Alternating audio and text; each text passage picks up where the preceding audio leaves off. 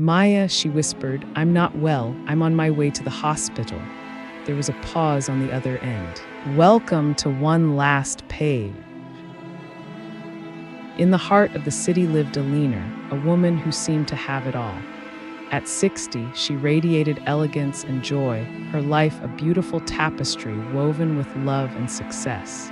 She and her husband had built an empire together, a life filled with laughter, travel, and the sweet melody of shared dreams. Her world was perfect, especially with their bright, ambitious daughter Maya, who was her shining star. But life, as it often does, had other plans.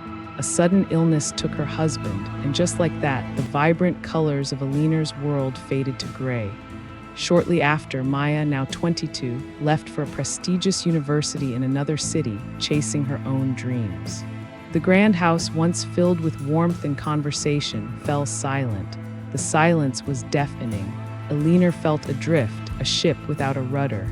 The joy she once found in simple things vanished.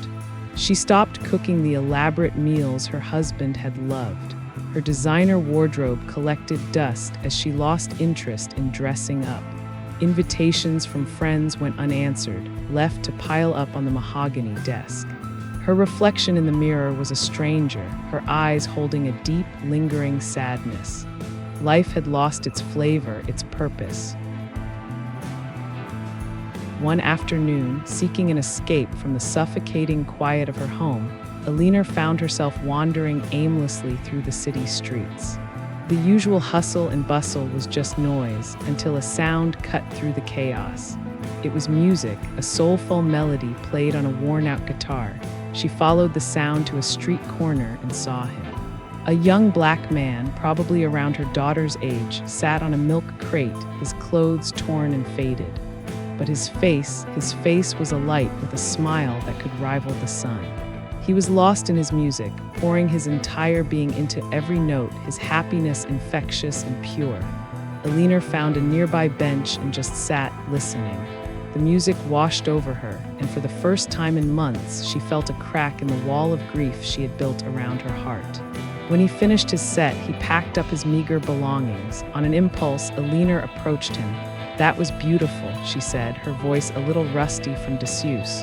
He looked up, his smile widening. Thank you, ma'am. His name was Leo. They talked for a while, and something about his spirit, his resilience in the face of hardship, resonated with her. That day marked the beginning of an unlikely friendship. Alina started visiting Leo at his corner every afternoon. He reminded her so much of a younger, carefree version of herself, and in some ways he filled the void her daughter's absence had created. She saw a spark in him, a raw talent that deserved to be nurtured. She began cooking again, packing warm meals for him. They would take long walks in the park, sharing stories. She told him about her husband, and he told her about his dreams of making music. She took him shopping, replacing his torn clothes with new ones, watching with a maternal warmth as his confidence grew.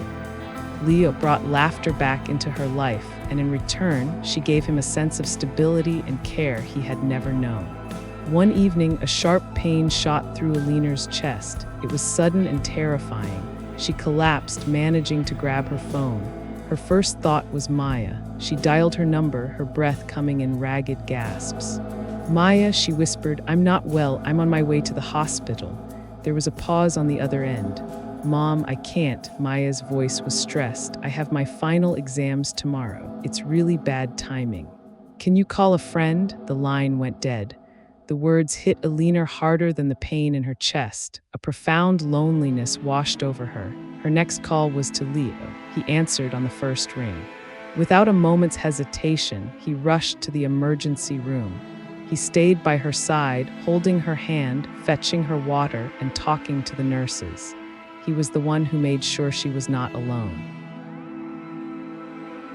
In that quiet hospital room, Alina looked at the young man she'd met on a street corner, a boy with nothing but a guitar and a smile. He was the family that showed up. It wasn't the ending she had ever imagined for her story, but in its own heartbreaking way, it was real. And sometimes, reality is where we find the most unexpected grace. Thanks for watching. please consider subscribing for more stories that touch the heart.